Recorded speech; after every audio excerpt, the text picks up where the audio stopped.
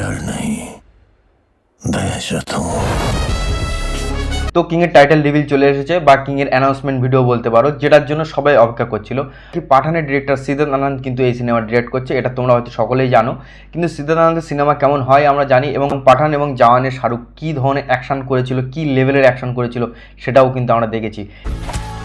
बस उनकी आंखों में एहसास देखा कि ये उनकी। এবং এই ভিডিওতেও কিন্তু আমরা দেখতে পাচ্ছি শাহরুখ খানের অ্যাকশন অবতারের লুকটা সত্যি দারুণ লেগেছে।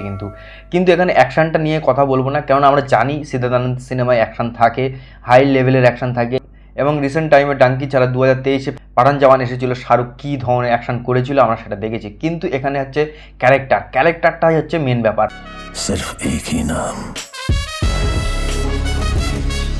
দেখো ক্যারেক্টারটা যেভাবে করেছে, যেভাবে লুকটা দিয়েছে দারুণ লাগছে। দেখো আমরা কিন্তু ফ্যানমেড পোস্টার থেকে অনেক কিছু দেখেছিলাম।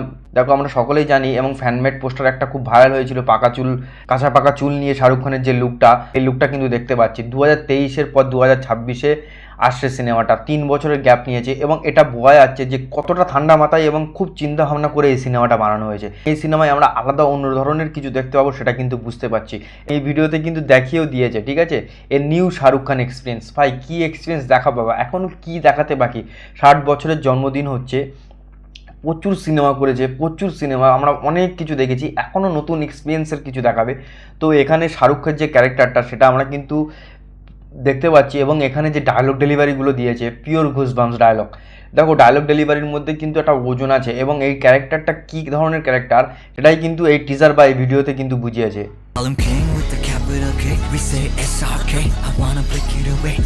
ডর নেই ড্যাশা থু, মানে কী ধরনের একটা ডায়লগ মারলো, সত্যি মানে আলাদা পিওর ঘুসবাম্স লাগলো।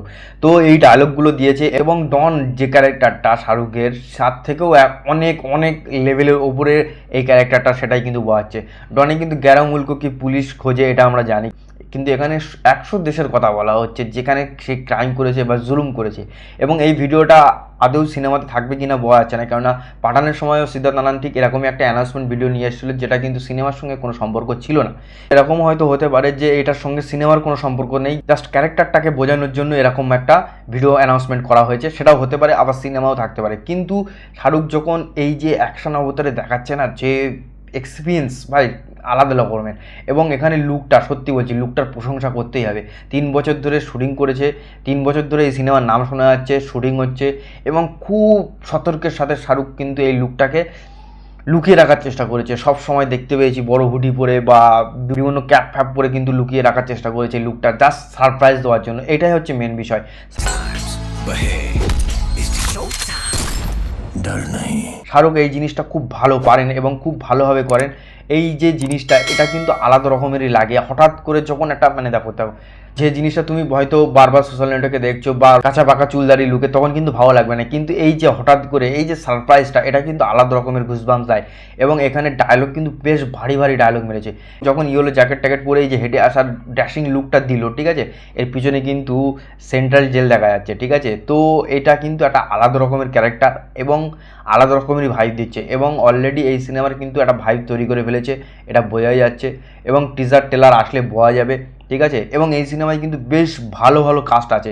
অভিষেক বচ্চন আছে, আরশাদ ওয়ারসি আছে, শাহরুখের মেয়ে সুহানা খান আছে, দীপিকা পাডুকোন আছে, এবং রাঘব জুয়েল, এবং আরও অনেক ক্যারেক্টার আছে। বেশ ভালো ভালো ক্যারেক্টার নেওয়া হয়েছে। এবং এই সিনেমাটা কিন্তু খুব সুস্থভাবে এবং ঠান্ডা মাথায় বানাচ্ছে সিদ্ধার্থ আনন্দ, এবং সিদ্ধার্থ আনন্দের ওপরে এমনি আশা আছে। ভাই সিদ্ধার্থ আনন্দ অন্য ধরনের সিনেমা বানায়। সিদ্ধার্থ আনন্দের আগের ছবিগুলো আমরা দেখেছি, ওয়ার থেকে শুরু করে পাঠান, প্রত্যেকটা সিনেমাই কিন্তু অন্য ধরনের সিনেমা। এবং এখানে শাহরুখের লুকটা প্রশংসা করতে হবে, শাহরুখের লুকটা দেখো, অ্যাকশন অবতার আমরা দেখেছি। অ্যাকশন নিয়ে যদি কথা বলি তাহলে আহামরি কিছু বলার নেই। যেরকম অ্যাকশন পাঠানে আমরা দেখেছি, হয়তো সেরকমই অ্যাকশন কিছু দেখিয়েছে, কিন্তু ভাইয়ের যে লুকটা দিয়েছে না, সত্যি অসাধারণ লেগেছে। এই লুকটা দারুণ লেগেছে।